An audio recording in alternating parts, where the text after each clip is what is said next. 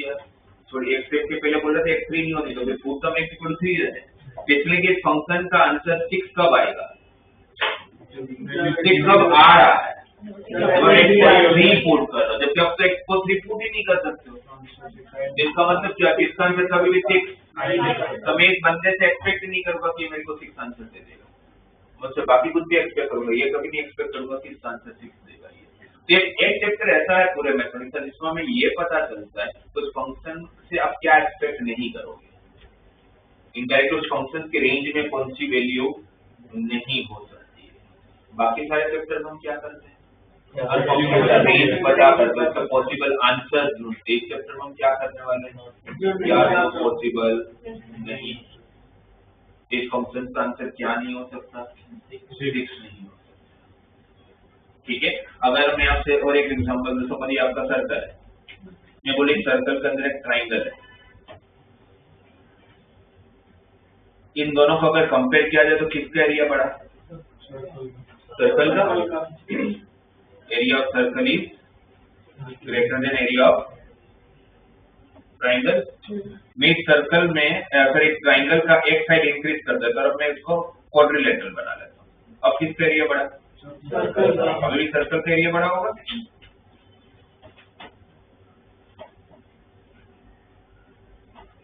सही है, मैंने और एक साइड बढ़ा है, पेंटागन बना लिया, अब किसका एरिया बढ़ा। तो आप जैसे जैसे आप लोगों का साइड बढ़ाते जाओगे तो ऐसा कभी हो सकता है, अच्छा नो डाउट ऐसा जरूर होता होगा, ऐसा जरूर होता होगा कि पहले अगर area of the circle 4 unit था, area of the triangle suppose 3 unit था, तो area of the quadrilateral triangle से तो ज्यादा एरिया देगा, सपोज वो 3.2 हो गया, पेंटागन उससे भी ज्यादा एरिया देगा, सपोज वो 3.3 हो गया।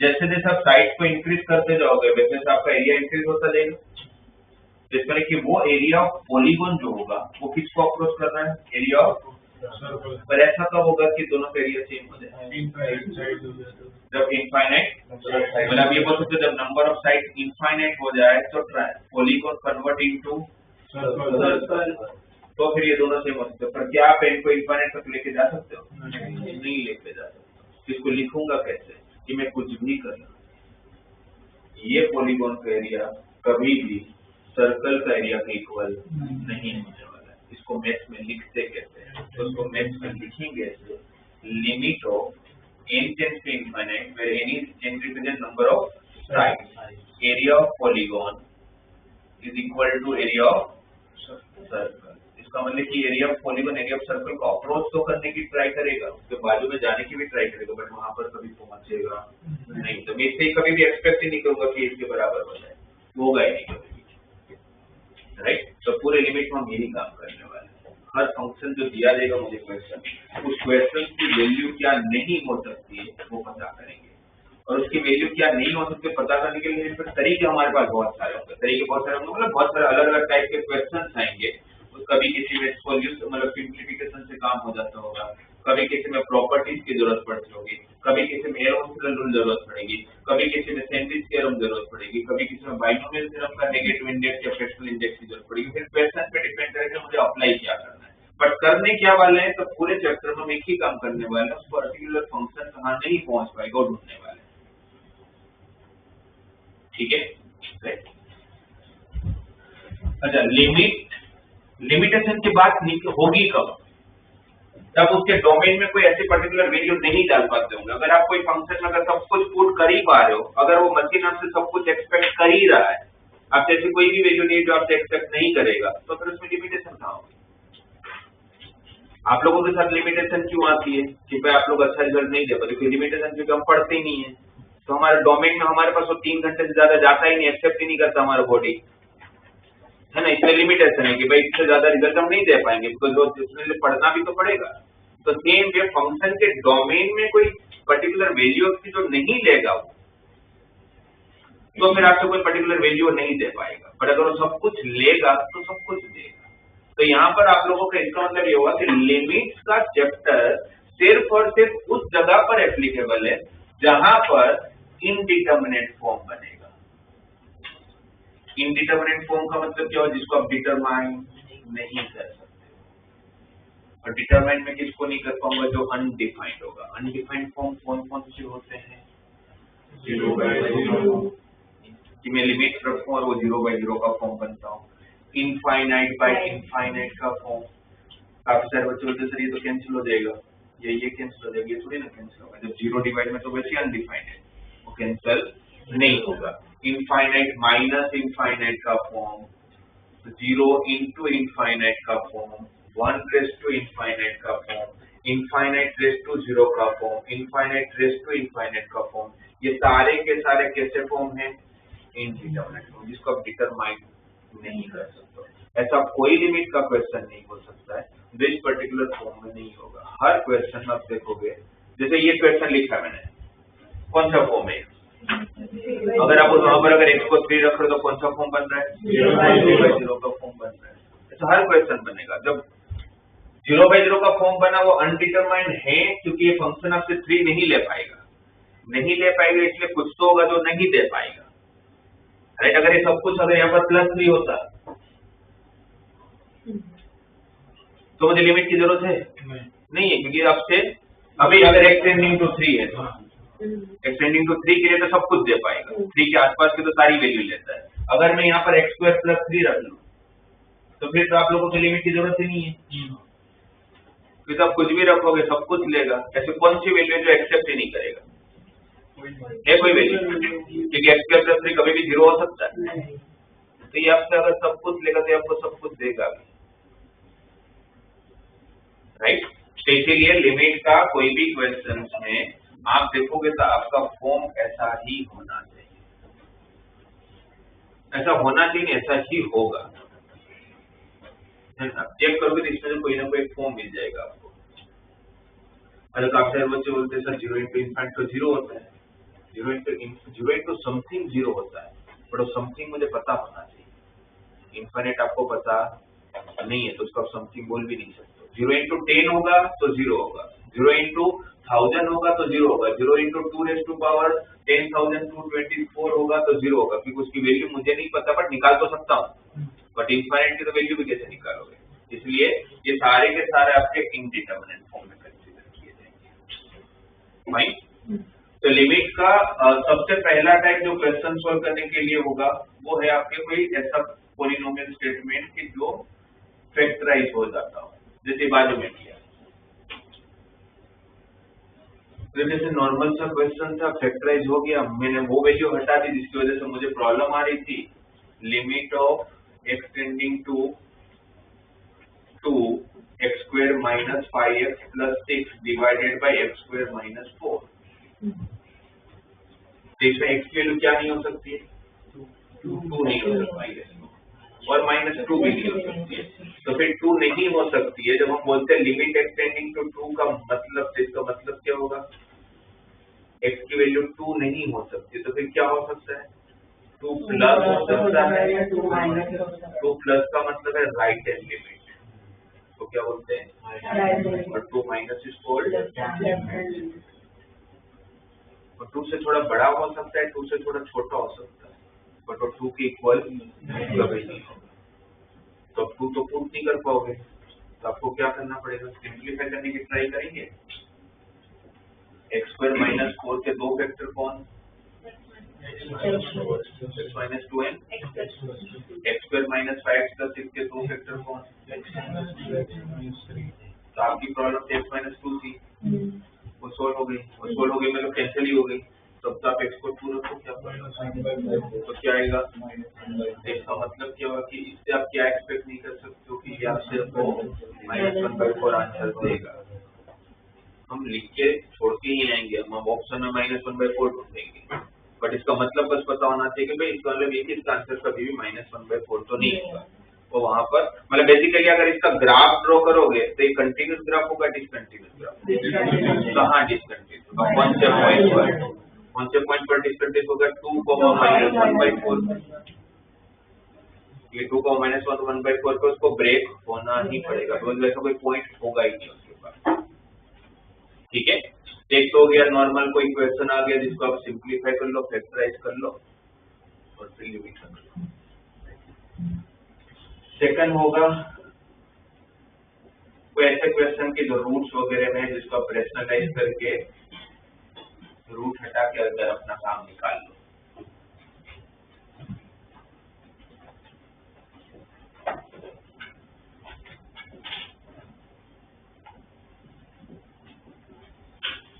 वगैरह से दिया हुआ है, तो अगर मैं अगर इसमें x को अगर 1 रखूं तो मुझे दिख रहा है √1 तो 1 हो जाएगा, 1 - 1 इज 0।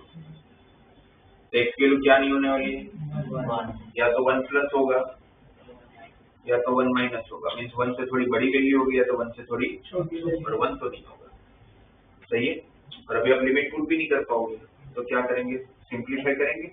और सिंप्लीफाई करने के लिए रूट हटाना होगा, तो क्या करूं, उसी के कंजुगेट पार्ट से डिवाइड और मल्टीप्लाई करो। यहाँ से x कॉमन है और इसका कंजुगेट पार्ट कौन, √x + 1। तो अगर √x + 1 से मैंने मल्टीप्लाई किया तो √x + 1 से डिवाइड भी तो किया होगा, तो √x - 1 × √x + 1, x - 1, तो ये x - 1 और ये x - 1, तो जिसकी वजह से मैं लिमिट नहीं रख पा रहा, दोनों कट गए। तो डायरेक्ट x को 1 रखता हूँ, ये 1 हो जाएगा, ये भी 1 हो जाएगा, 1 + 1 2, 2 × 1 तो 2। और ये फंक्शन कभी भी हमें 2 आंसर तो नहीं देगा। ठीक है, देखोगे आप लोगों का ये रेशनलाइजेशन ऐसे क्वेश्चन जो आपको देख के पता चलता है रूट है, तो रेशनलाइज कर लो। और जब आपको सिंप्लीफाई करना है, लिमिट लगाओगे तो डिनोमिनेटर 0 ना बनता, तो आप लिमिट लगा पाओगे, फिर तो कोई टेंशन नहीं।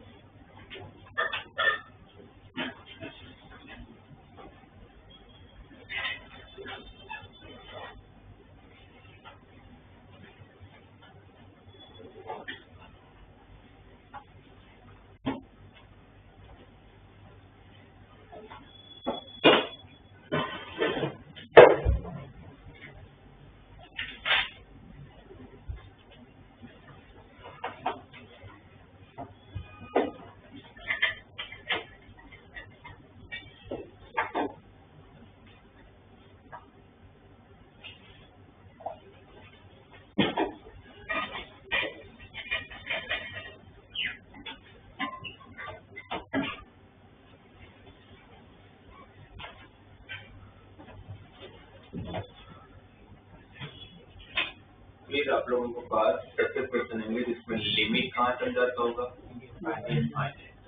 लिमिट अगर इनफाइनाइट तक जा रहा है, जिससे आप लोगों को ऐसा क्वेश्चन दे, limit of n tends to infinite 2n² + 3n + 5 upon 5n² - 7n + 9।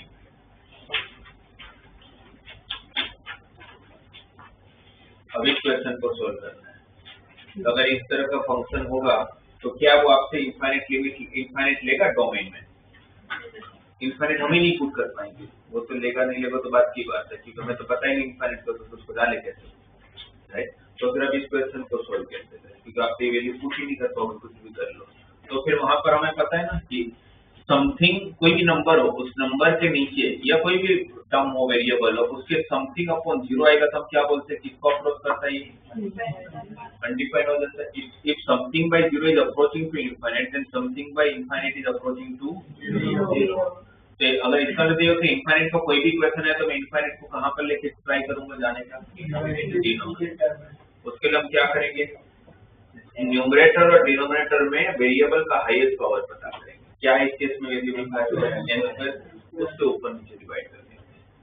उसके ऊपर नीचे डिवाइड करोगे तो फायदा क्या होगा, फायदा क्या होने वाला है कि आप लोगों का जो इनफाइनाइट होगा वो कहाँ चला जाएगा, अब n is approaching to infinite, then 1/n is approaching to 0। क्योंकि n अगर इनफाइनाइट को अप्रोच करे तो 1 बाय इनफाइनाइट किसको अप्रोच करेगा? जीरो को। अगर वो जीरो को अप्रोच करे तो ये वाला पार्ट कितना? ये वाला पार्ट कितना? ये सारे कितने? तो आंसर ही कितना? वो आंसर नहीं हो, क्या मिला? आंसर नहीं हो सकता। ठीक है,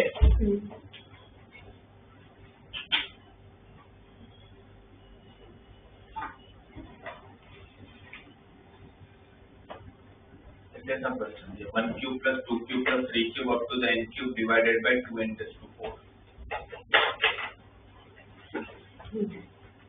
तो अब हमें पता है कि भाई इनफाइनाइट वाले क्वेश्चन में कैसे करके इनफाइनाइट को हमें डिवाइड में लेके आना है। एक तो आप लोग क्या दिख रहे हैं, क्या करा जाए? सम ऑफ क्यूब ऑफ टेंडम की फॉर्मूला। पर तो मुझे तो ऐसा लग रहा है कि क्यों करना है वो। मेरा तो काम ये था ना कि मतलब कैसे करके इनफाइनाइट को डिवाइड में लाना है। हाईएस्ट पर ऊपर नीचे डिवाइड कर देते, ऐसा कर बोल लो ना, इसके नीचे ले जाओ, सेपरेट ही कर लेता हूँ ना। 1 cube upon n to 4 plus 2 cube upon 2n to 4। Mathematically तो ऐसा ही है। और n cube upon 2n to 4 limit of n tends to infinite. अब अगर मैं n को इनफाइनाइट रखता हूँ तो something upon infinite zero, something upon infinite तो सारे के सारे यहाँ पर देखिए n बचेगा तो जीरो। अगर आप कितनी बार ऐड करोगे तो आंसर क्या होगा? जीरो। और ये आंसर गलत है, ऐसा नहीं होता। क्यों नहीं होता? मैं प्लीज जानना। ये अप्रोच ही गलत है, जो नीचे पूरे गलत है, ऐसा होता ही नहीं। क्यों नहीं कर सकता? मैथमेटिकल तो सब कुछ सही है, तो फिर प्रॉब्लम क्या है?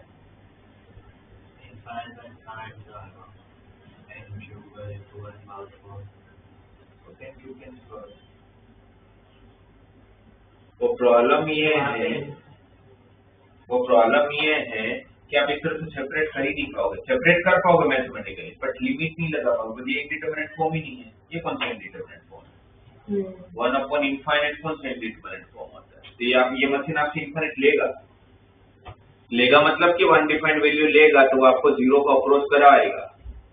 तो मैंने क्या बोला कि लिमिट के आपका कोई भी क्वेश्चन अगर ऐसा कुछ है जो आपसे नहीं एक्सेप्ट कर पाएगा तभी तो लिमिटेशन की बात है। ये तो लिमिटेशन की बात ही नहीं। तो आप कभी अगर ऐसा कुछ सेपरेशन करते हो तो आपको हमेशा देखना पड़ेगा कि वो इसमें से कोई फॉर्म बन रहा है क्या, तो आप कर पाओगे, वरना नहीं कर पाओगे। तो मैं चाह के भी ऐसा नहीं कर सकता। तो मुझे फिर इस केस में क्या करना पड़ेगा? इसको सोल्व करने के लिए मुझे फॉर्म लाना पड़ेगा। वो फॉर्म लाऊंगा कैसे मैं? तो मैं 1 क्यूब प्लस n क्यूब की फॉर्मूला होती है सीक्वेंस सीरीज में, सीक्वेंस में क्या होती है इसकी formula? n into n plus 1 by 2 का whole square divided by 2n to the power 4। Correct. तो limit of n tends to infinite, bracket open करूंगा तो क्या होगा? n स्क्वायर मतलब ऐसे लिख सकता n square plus 2n plus 1 divided by 8n square. ये 2 का स्क्वायर 4 होगा ना, तो 4 नीचे आ गया तो 8n स्क्वायर हो गया। अच्छा 8n टू 4 हो गया तो n स्क्वायर के साथ कैंसिल भी तो हुआ होगा ऐसा। तो n प्लस 1 का स्क्वायर ये। अब आप देखोगे तो इनफाइनाइट का फॉर्म है। n को अगर इनफाइनाइट हो तो इनफाइनाइट का स्क्वायर तो इनफाइनाइट ही होगा, और नीचे भी इनफाइनाइट है। तो क्या करेंगे? हाईएस्ट पावर से ऊपर नीचे डिवाइड। तो हाईएस्ट पावर से ऊपर नीचे डिवाइड करोगे तो क्या बनेगा? 1 plus 2 by n plus 1 by n square divided by 8. n is approaching to infinite, therefore 1 by n is approaching to 0. तो ये पार्ट 0 होगा, ये पार्ट 0 होगा, तो रहेगा इस फंक्शन का आंसर कभी भी 1 by 8 नहीं होगा। तो अगर आप लिमिट कभी भी अप्लाई करो तो पहले चेक करो कि वो इंडिटरमिनेट फॉर्म है या नहीं है, तो ही आप लोग अपना काम कर पाओगे। ठीक है।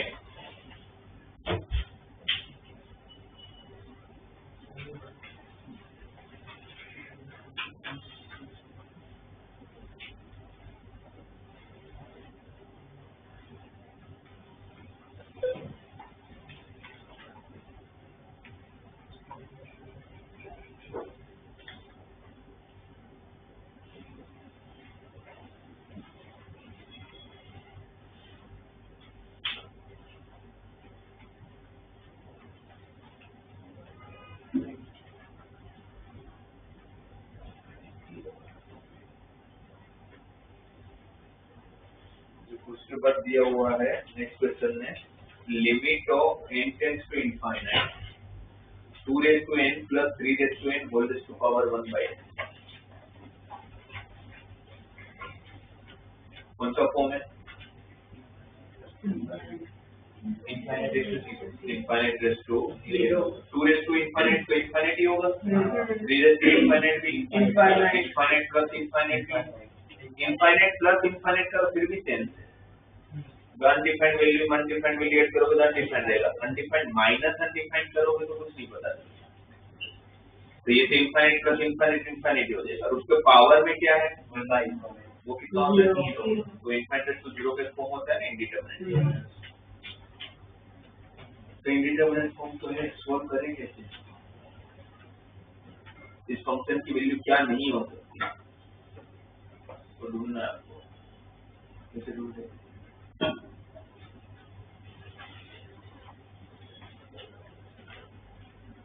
एक तो मुझे पता है कि भाई इनफाइनाइट वाले क्वेश्चन हम करते थे कुछ भी करके इनफाइनाइट को डिवाइड में लेके चले जाते हैं, पर इसमें डिवाइड में लेके जाने के लिए ऊपर और नीचे डिवाइड भी तो करना पड़ेगा, तो उसके लिए डिनोमिनेटर भी तो चाहिए, है ही इसमें डिनोमिनेटर, है ना? तो फिर क्या करें? तो फिर यहाँ पर जो बाजू में 2 क्वेश्चन अप्रोच अप्लाई किया वो तो यहाँ नहीं लगने वाला, तो कुछ और ही सोचना पड़ेगा। और क्या सोच सकते हैं? तो और मुझे इसमें दिख रहा है नंबर 2 और 3, तो मुझे पता है जैसे ही नंबर देखता हूँ तो मुझे समझ में आता है कि भाई इसके अंदर तो वो कंसेप्ट लगता होगा कि भाई पूरे मैथमेटिक्स में 0 से 1 एक और रेंज है जिसमें पावर इंक्रीज करते हो तो वैल्यू डिक्रीज होती है, बाकी सब में तो 1 से बड़ी वैल्यू में पावर इंक्रीज करोगे तो वैल्यू भी इंक्रीज होगा, है ना? बट अगर 0 और 1 के बीच की कोई वैल्यू सपोज 1/2 है, 1/2 का पावर अगर आप इंक्रीज कर तो 1/2 रेज़ टू 1 1/2 होगा, 1/2 का स्क्वायर, तो आपने पावर से इंक्रीज किया बट वैल्यू ऐसा सिर्फ कहाँ होता है? अगर 0 से लेकर 1 के बीच में अगर वैल्यू पावर इंक्रीज करने पर वैल्यू डिक्रीज हो रहा है तो अगर वो पावर को मैं बढ़ाते इनफाइनाइट तक ले जाऊँ तो अप्रोचिंग करेगा, ठीक है? पावर इंक्रीज कर रहा हो वैल्यू डिक्रीज हो रहा है तो ऑब्वियसली वो किसको अप्रोच करने लगेगा? 0, ऑलमोस्ट 0 हो गया होगा, सही है? मैं वो वाला कंसेप्ट बता लूंगा। तो क्या करूंगा? को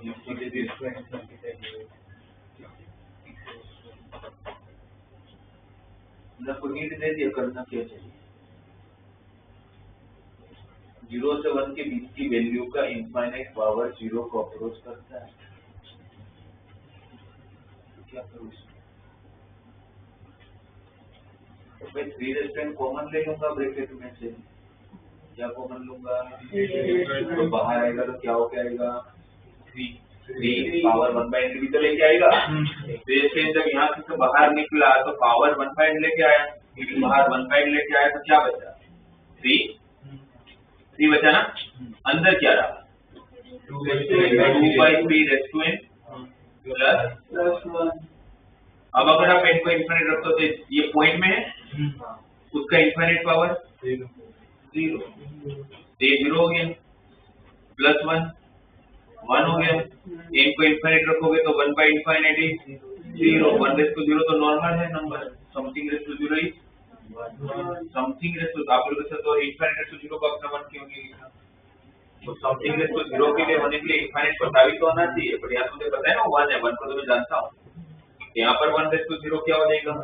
1 हो जाएगा, तो ये पूरा 1 हो गया, समझ आया ना? n को इनफाइनाइट रखा तो ये 0 और 1 के बीच की वैल्यू है, उसका इनफाइनाइट पावर किसको अप्रोच करेगा? 0 को, तो 1 हो गया, और n इनफाइनाइट यहाँ पर भी रखा होगा आपने, तो 1 अपॉन इनफाइनाइट 0 होगा, तो 1 रेज़ टू पावर 0 की वैल्यू 1 हो जाएगा, 1 into 3। इसका आंसर कभी भी 3 क्यों नहीं होता? मैंने 3 रेज़ टू n कॉमन क्यों लिया? 2 रेज़ टू n भी तो ले सकता था, तो 1 से बड़ा हो जाएगा, फिर उसका इनफाइनाइट पावर भी इनफाइनाइट हो जाएगा, समझ आया?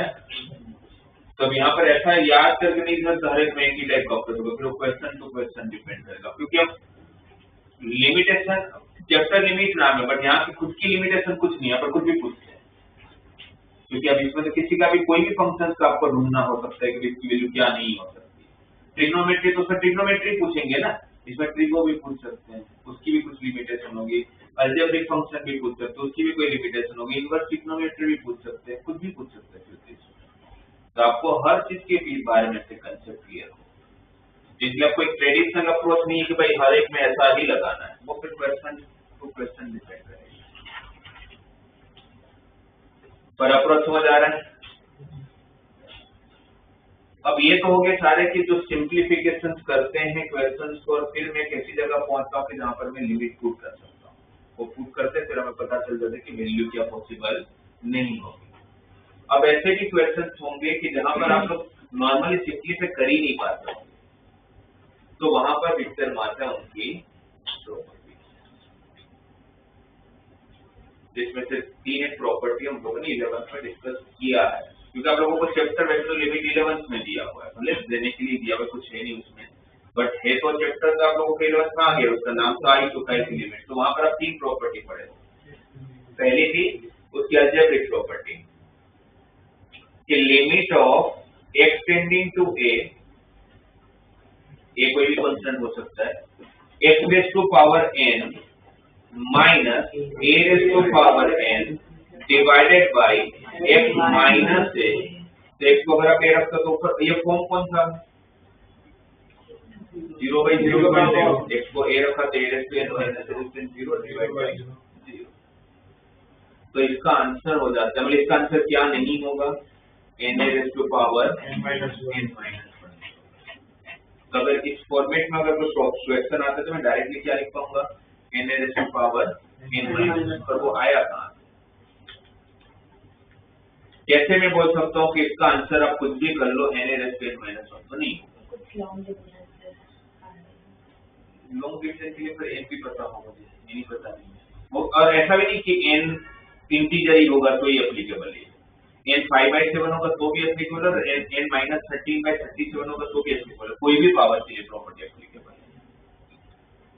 तो फिर ये बना कैसे होगा? तो हम ऐसा बोल सकते हैं ना, अभी मैं सिंप्लीफाई नहीं कर पा रहा हूँ, सिंप्लीफाई इसलिए नहीं कर पा रहा हूँ क्योंकि मुझे नहीं पता, तो बस वहां पर x क्यूब होता, माइनस एक क्यूब होता तो मुझे प्रॉपर्टी पता है या आइडेंटिटी पता है x क्यूब माइनस एक क्यूब की।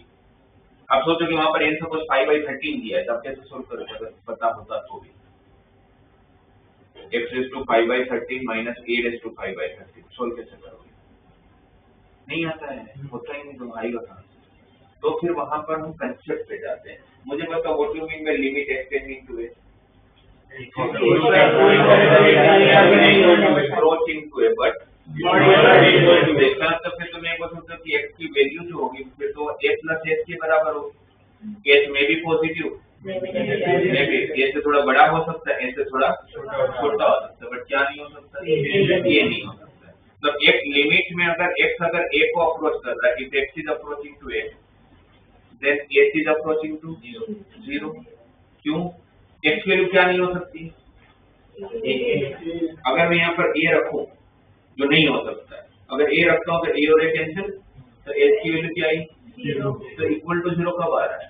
इक्वल टू होगा, तो जब x इक्वल टू a नहीं होगा तो s भी 0 नहीं होगा ना, तो s किसको अप्रोच करेगा? 0। और वैसे भी s 0 होगा भी नहीं ना, क्योंकि हम ये बोल रहे हैं कि s से थोड़ा बड़ा है, s से थोड़ा तो ये s 0 से बड़ा हो गया तो 0 से छोटा होगा, 0 तो नहीं होगा। तब ये पूरा क्वेश्चन क्या बन गया? स्टेटमेंट क्या हो गया? Limit of s tends to 0, x की जगह पर a plus s raise to power minus divide by x की जगह पर a प्लस s माइनस है तो अभी तक मैं सोल्व नहीं कर पा रहा, तब मैं कर पाऊंगा क्योंकि मुझे बाइनोमियल थ्योरम आता है, आप लोगों को भी आता है। कैसे करेंगे इसका एक्सपांशन? जैसे लिख लेते first term n0 first term का हाईएस्ट पावर, सेकंड का लोएस्ट पावर, ऐसे होता है। फिर फर्स्ट का पावर डिक्रीज होते जाता है, डिक्रीज होते जाता है, नेक्स्ट टर्म क्या होगा? h का पावर इंक्रीज होगा, उसके बाद वापस a का पावर डिक्रीज होगा, h का पावर इंक्रीज होगा, चलता रहेगा, लास्ट में पहुंच जाओगा एनसीएन पे, तब a का पावर 0 हो जाएगा, h का पावर हाईएस्ट हो जाएगा।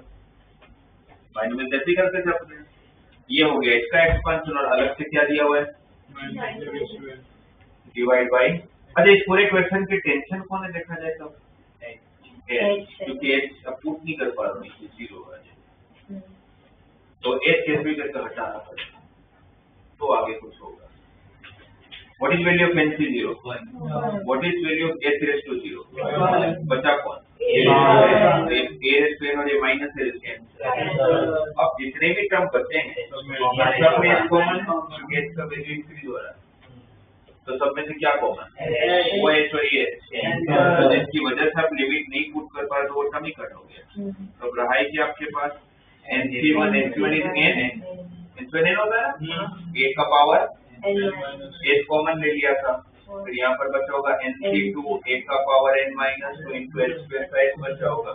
वैसे आगे बढ़ते जाऊंगा तो NCn is 1, a raised to 0 is 1, h common लिया तो h का पावर नीचे का h कट, अब से लिमिट लगा तो क्या होगा डिनोमिनेटर है। तो जहां जहां पर h होगा वो सारे टर्म क्या हो जाएंगे? ये सारे टर्म 0 हो जाएंगे, तो रहेगा क्या आपके पास पावर जो उसका आंसर कभी नहीं प्रॉपर्टी है। तब ऐसा कोई भी अलजेब्रिक क्वेश्चन आ जाए जो आप सिंप्लीफाई नहीं कर पा रहे तब इस प्रॉपर्टी को एक बार याद करो। पर हाँ ध्यान रखना ये डायरेक्टली आप n-1 तब लिख पाओगे जब ऐसा स्टैंडर्ड फॉर्म हो। स्टैंडर्ड फॉर्म में दो कंडीशन, वैसे देखा तो एक ही कंडीशन, पावर सेम होना चाहिए, पावर सेम, क्योंकि लिमिट की बात होगी तो 0/0 का तो फॉर्म होगा, सभी लिमिट की बात हो रही होगी। तो अगर ये पावर सेम है और अगर यही फॉर्मेट में अगर क्वेश्चन है तो अब डायरेक्ट उसका आंसर कोई स्टेप के बिना डायरेक्टली लिख सकते हो n पावर n। आया का आंसर तो मैंने आपको डिराइव करके दिया रूट में डेरिवेशन आता है।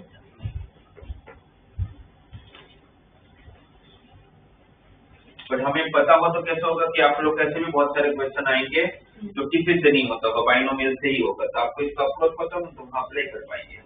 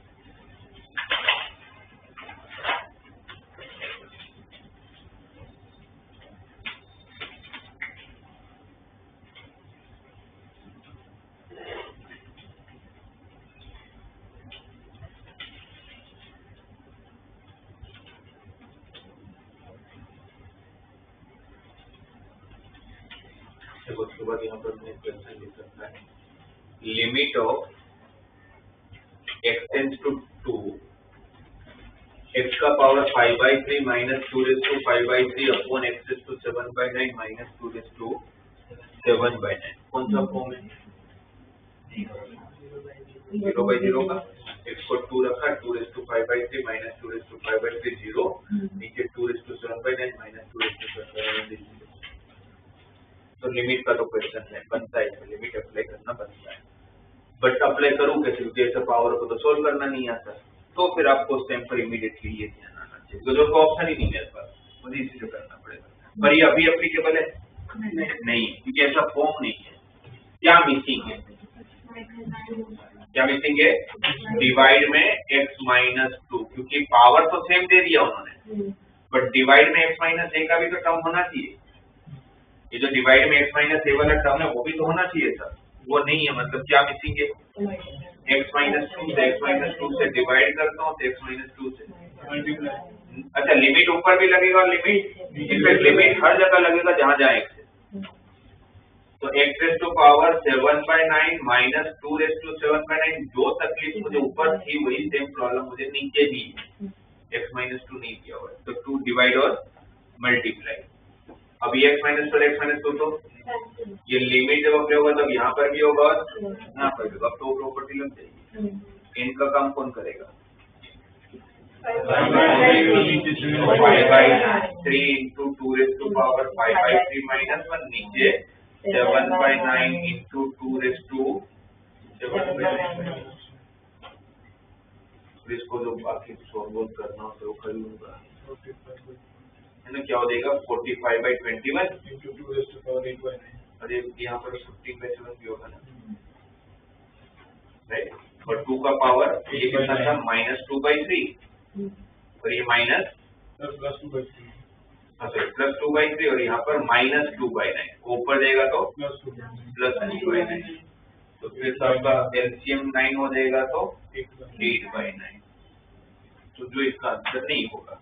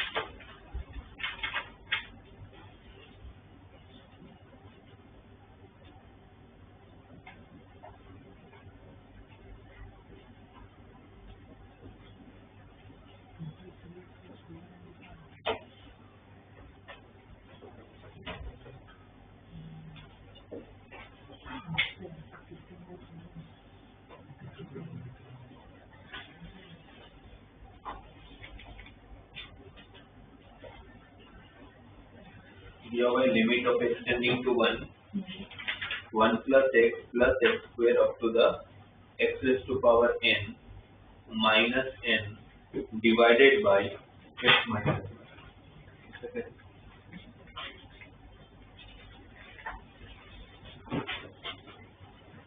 अच्छा पहले तो फॉर्म चेक करो, नीचे 0 आ रहा है, ऊपर भी जब आप x को अगर 1 रख रहे हो तो 1 + 1 + 1 कितनी बार आएगा ब्रैकेट में n टाइम, तो 1 को n टाइम ऐड करो तो n ही हो जाएगा, n - n 0, तो 0/0 का फॉर्म है, तो लिमिट अप्लाई करना बनता है, और अप्लाई करें।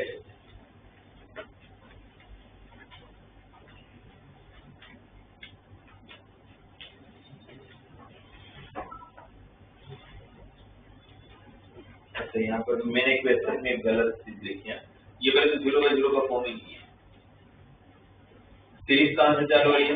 1 से, x की पावर 0 से चालू हुई, कहाँ तक गया? x से n तक, तो कितने नंबर ऑफ टर्म हुए?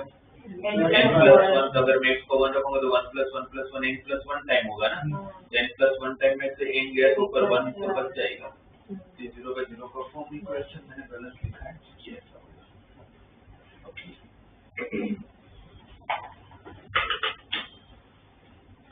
तो फिर आप क्या लिखते? सपोज वही क्वेश्चन होता, मान लेते ऐसा ही क्वेश्चन होता, तो आप क्या लिखते आते आंसर?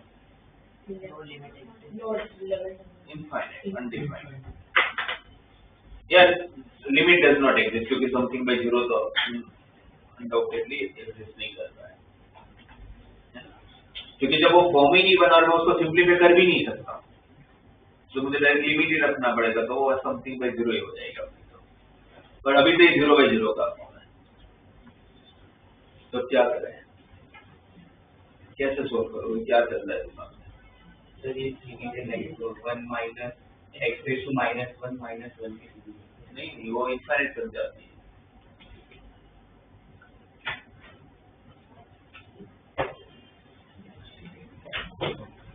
एक तो मेरे दिमाग में सबसे पहले क्वेश्चन देखता हूँ तो 0/0 का फॉर्म में एक चीज ये भी आती है जो नॉर्मली स्टूडेंट के दिमाग में आती है कि भाई ये तो जीपी की सीरीज है, भाई सीरीज तो जीपी में है, तो जीपी की फॉर्मूला अप्लाई कर सकते हैं ना।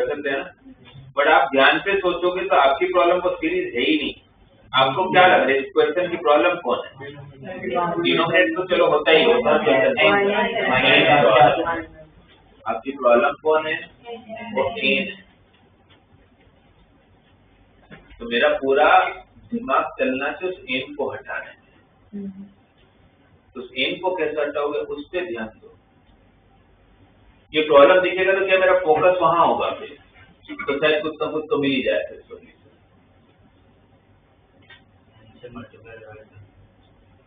डिवाइड कर दो कहाँ जाएगा?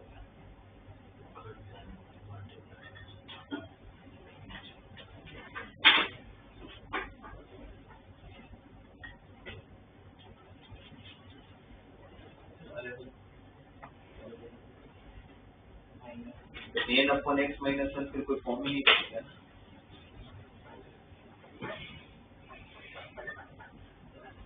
मेरी प्रॉब्लम अगर वो n है तो मैं तो उस n को हटाने के लिए जब ध्यान रखूंगा कि उस n को कैसे हटाऊं, तो मैंने देखूंगा भाई पहले जो ब्रैकेट दे रहा था उसमें n टर्म्स है और मुझे n को हटाना भी सही है, और नीचे x minus 1 भी कहीं ना कहीं जाके कैंसिल होना भी चाहिए। तो उस n को मैं 1 + 1 + 1 + 1 n टाइम लिख सकता हूँ। कौन से n को? ये वाले n को, क्योंकि मेरी प्रॉब्लम तो वही है, मुझे उसी को हटाना है। मैं इसको ऐसे लिखूंगा तो कोई प्रॉब्लम n टाइम चलेगा। 1 + 1 + 1 n time divided by x minus 1। तो फर्स्ट ब्रैकेट में कितने टर्म है? यहाँ कितने टर्म है? हर एक एक वन दे दो। x minus 1, x² minus 1, x³ minus 1, x raised to n minus 1। और ये x minus 1 अब हर एक के साथ डिवाइड में जा सकते हैं, हर जगह पर 0/0 का फॉर्म बनता है।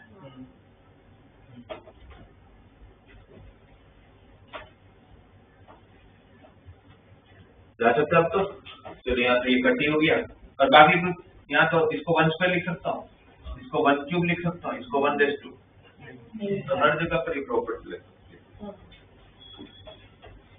हैं। इसमें n का काम कौन करेगा? 2। पर a का काम कौन करेगा? तो 1 raised to तो फिर कुछ भी करूंगा तो 1 ही आता होगा, बस वो n जो बाहर आया होगा वो बचेगा। यहाँ पर n कौन है? 3 × 1 raised to power 2, तो वो 1 ही हो जाएगा। तो वैसे आगे बढ़ते बढ़ते यहाँ पर n का काम कौन करेगा? खुद n into 1 raised to n minus 1, वो तो 1 ही हो जाएगा। तो आपके बच्चा ये सीरीज जिसका आंसर हो जाएगा n into n plus 1 divided by 2, जिसका आंसर कभी नहीं होगा। तो हमें डायरेक्टली फॉर्मेट में क्वेश्चन नहीं देंगे, फॉर्मेट है हमारे पास, भाई प्रॉपर्टी है, पर वो प्रॉपर्टी तक पहुंचना भी तो पड़ेगा।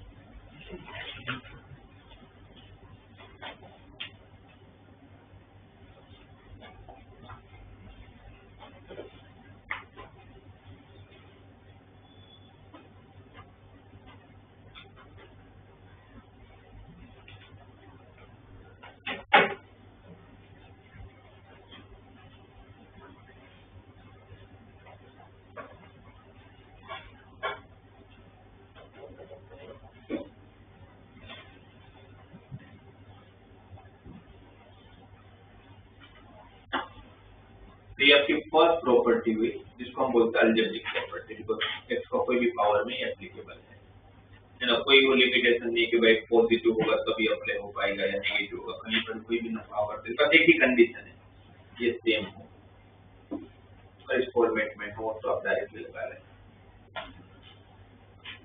फिर आती है हमारी सबसे इम्पोर्टेंट सेकंड और थर्ड प्रॉपर्टी जो ट्रिग्नोमेट्रिक प्रॉपर्टी है।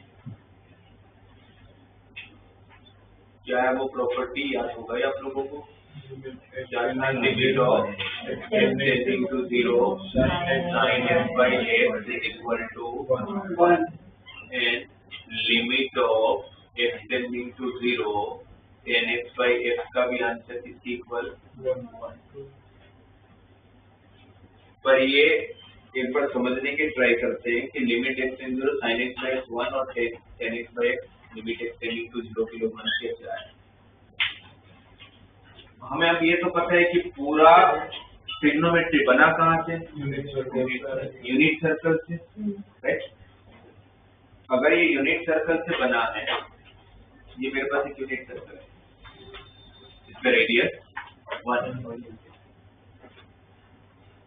मैं यहाँ पर दो तरीके से मैं आपको बताने की ट्राई करता हूँ। पहले मैंने एक पॉइंट लिया, पॉइंट है, उस पॉइंट ए से मैंने सर्कल पे टेंजेंट बनाया।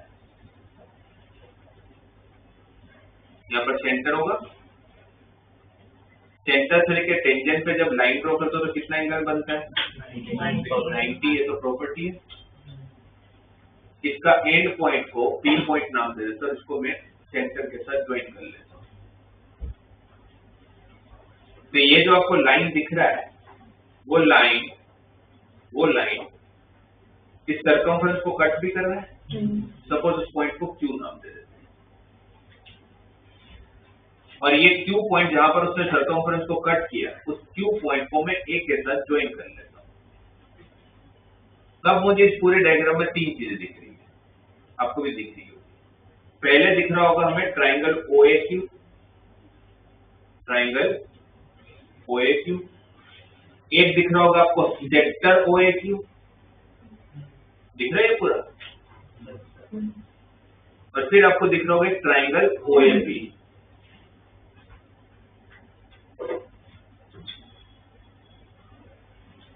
मैं ट्राइंगल का एरिया, अच्छा तीनों में अगर कंपेयर करता हूं तो मैं किसका एरिया सबसे छोटा, OAQ का एरिया। उससे बड़ा किसका एरिया, सेक्टर का एरिया। उससे बड़ा एरिया किसका, अच्छा मैं एरिया ही क्यों कंपेयर कर रहा हूँ, बिकॉज मुझे साइन और टेन लाना है। मुझे पता है कि ये एरिया के अंदर ही आता है, एरिया के फॉर्मूला में साइन और टेन आता है।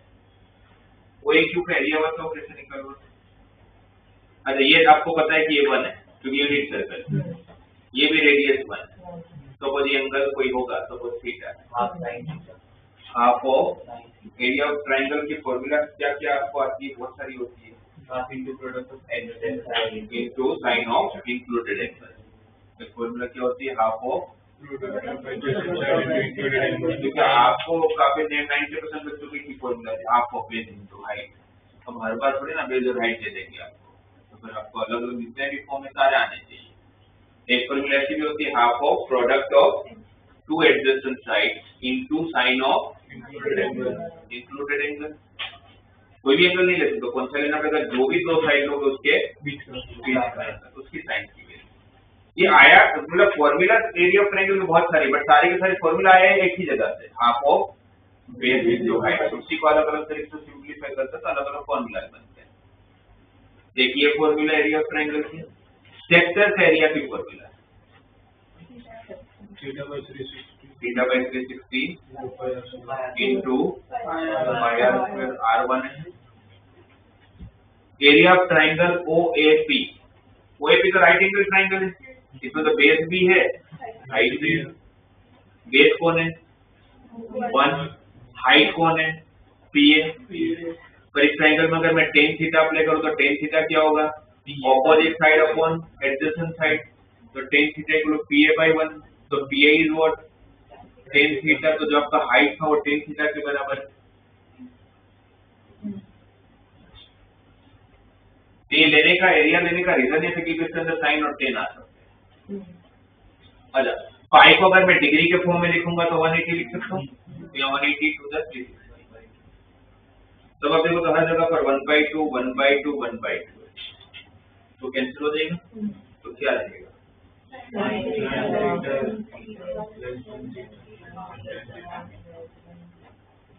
बहुत ही इंपॉर्टेंट प्रॉपर्टी है साइन थीटा।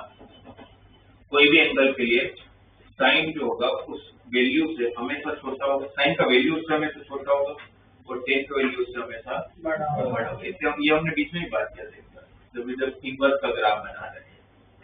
इसका मतलब क्या हुआ कि अगर मैं y equal to sine x का और y इक्वल टू एक्स का ग्राफ सेम ग्राफ पेपर पे बनाऊं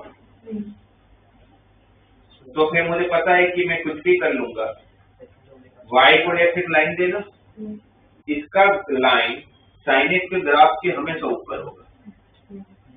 क्यों ऐसा? क्यों ऐसा? बिकॉज इस रिलेशन से, तो ये रिलेशन में बोल सकते हो, ये रिलेशन आप और एक तरीके से समझ सकते हो। आपके पास यहाँ पर पॉइंट है 1,0, यहाँ पर एंगल है 0 डिग्री, यहाँ पर एंगल है 90 डिग्री, तो π/2। What is value of sine π/2? 1। What is value of sine 0 degree? 0। तो आप जैसे जैसे एंगल को इंक्रीज कर रहे हो, आपकी वैल्यू भी तो इंक्रीज हो रहा है। साइन फर्स्ट क्वाड्रेंट में कैसा फंक्शन है? आपका एंगल 0 से चालू हुआ, कहाँ पहुंचा? π/2 मतलब रेडियन में कितनी वैल्यू? और उस टाइम पर साइन भी इंक्रीज हुआ, बट साइन सिर्फ कहाँ तक पहुंच पाया? तो किसका इंक्रीजिंग रेट ज्यादा है? एक्स का या थीटा का? किसका इंक्रीजिंग रेट ज्यादा है? थीटा का। वो एक्स साइन एक्स से हमेशा आगे चलेगा, दोनों एक साथ बढ़ेंगे, एक रेस में ही उतरे हैं, बट एक्स हमेशा उससे थोड़ा आगे ही रहने वाला है। उसके सामने टेन की बात करें, टेन 0 डिग्री 0। जब तक एंगल आपका 3.14 पे पहुंचते तब तक टेन कहाँ पहुंच गया होता है? इनफाइनाइट पे पहुंच गया होता है। तो टेन से एक्स बहुत आगे, इनिशियली नो डाउट उनके बीच का गैप बहुत कम होगा, क्योंकि 45 डिग्री तक तो 10 से 1 पे पहुंच जाता है, उसके बाद वो स्पीड पकड़ता है और फिर कहाँ पहुंच जाता है? इनफाइनाइट। इसलिए 10 हमेशा आपके एंगल से आगे ही रहेगा, साइन हमेशा आपके एंगल से इंक्रीजिंग रेट से मैं एक चीज डिराइव कर सकता हूँ, और मैंने आपको यूनिट सर्कल से भी डिराइव करके दिया। ठीक है, अब जब मुझे ये पता, इसको बोलते हैं सैंडविच थ्योरम। क्या बोलते हैं? Sandwich theorem. क्योंकि इसमें दो फंक्शन के बीच में आप एक एंगल लेके चलते। जब मेरे पास ये रिलेशन आया और मुझे अगर यहाँ पहुंचना था, तो मैंने क्या किया? पूरे इक्वेशन को साइन से डिवाइड कर लिया। किससे डिवाइड कर लिया? साइन से। तो यहाँ क्या बनेगा? 1। यहाँ पर क्या बनेगा? Theta by sine theta, right. यहाँ पर क्या बनेगा? 1/cos theta. साइन साइन तो कैंसिल हो जाएगा। थीटा बाई साइन थीटा मिला, बट मुझे साइन थीटा बाई थीटा चाहिए, तो मैं रेसिप्रोकल कर लेता हूँ। 1 का रेसिप्रोकल, अच्छा रेसिप्रोकल करूंगा तो इनइक्वालिटी चेंज। थीटा की वैल्यू क्या नहीं हो सकती? 0, अनडिफाइंड हो जाएगा। और थीटा 0 नहीं हो सकता, उसको मैथ्स की लैंग्वेज में लिखते कैसे? लिमिट थीटा टेंड्स टू, तो लिमिट अप्लाई करता हूँ। तो लिमिट आप इसमें अप्लाई करने का मतलब नहीं थीटा, ये तो कांस्टेंट है। इसमें जब हम लोगों ने लिमिट अप्लाई किया, यहाँ सब लगा ही नहीं पाऊंगा, नीचे 0 आ जाएगा, बट यहाँ तो लगा पाऊंगा। इसमें तो डिनोमिनेटर जैसा कुछ है ही नहीं, तो डायरेक्टली अगर मैंने थीटा को 0 रखा तो आंसर 1। अब इस स्टेटमेंट को आप रीड करो, इसको पढ़ो और समझो इसको क्या दिया है, क्या बोलना चाह रहा है। अगर मैं इतने को देखता हूँ तो इसका मतलब क्या हुआ? Limit theta tends to 0 sine theta by theta is 1 से बड़ा होगा। और अगर इस तरफ की बात करते हैं तो क्या बोल रहा हूँ? 1 से छोटा होगा। इट मीन्स कि ये जो वैल्यू होगा वो या तो 1 से बड़ा होगा या फिर 1 से छोटा होगा। तो क्या नहीं होगा? 1 नहीं होगा। क्या नहीं होगा? 1। लिमिट में हम ढूंढते क्या है? इसलिए जब x अगर 0 को अप्रोच करता है उस पर्टिकुलर टाइम पर साइन थीटा बाई थीटा या साइन एक्स बाई एक्स किसके बराबर नहीं होने वाला है? 1 के। वो 1 से थोड़ा बड़ा हो सकता है, 1 से थोड़ा छोटा हो सकता है। तो आपको पूछे कि साइन एक्स बाई एक्स क्या होता है, तो आप 1 मत बोलना। साइन एक्स बाई एक्स 1 नहीं होता, साइन एक्स बाई एक्स तो साइन एक्स बाई एक्स ही होता है। तो लिमिट अप्लाई होता है और वो भी एक्सटेंडिंग टू 0 अप्लाई होता है, इसलिए वो आपका आंसर 1 होता है। इसका मतलब ये हुआ कि आप कभी भी sin x by x को 1 नहीं लिख सकते। आप जब sin x by x को 1 लिखोगे तो आप सबसे पहले चेक करोगे कि आपको जो लिमिट दिया हुआ है वो जब मैं यहाँ पर अप्लाई करता हूँ तो क्या मैं साइन का एंगल 0 हो रहा है? और अगर वो एंगल 0 हुआ और अगर वही टर्म डिवाइड में रहा तो फिर मैं आंसर क्या बोल सकता हूँ?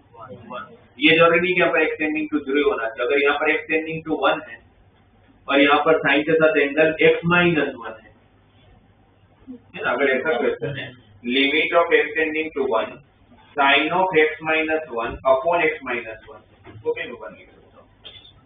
क्यों? बिकॉज मैंने x को 1 रखा, 1 माइनस 1 0 हुआ, तो वही टर्म नीचे भी है, ये प्रॉपर्टी एप्लीकेबल है।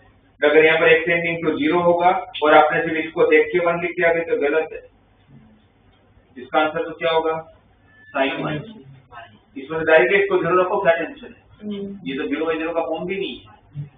तब डायरेक्ट इसको 0 रख लोगे तो नीचे -1 आएगा, ऊपर साइन -1 आएगा, साइन का माइनस बाहर चला जाएगा, माइनस माइनस कैंसिल होगा, तो आंसर साइन 1 हो जाएगा।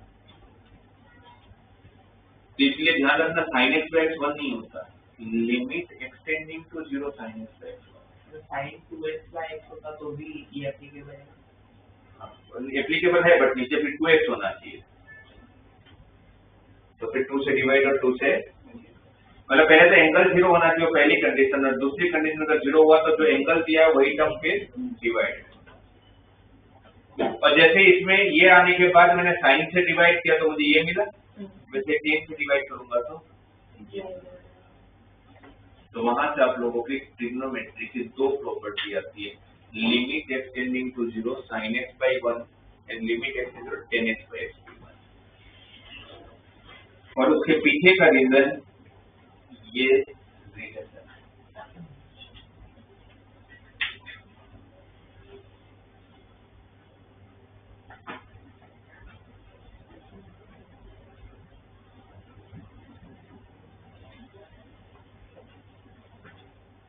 अलजेब्रिक की प्रॉपर्टी आ गई हमारे पास, ट्रिगो की प्रॉपर्टी आ गई।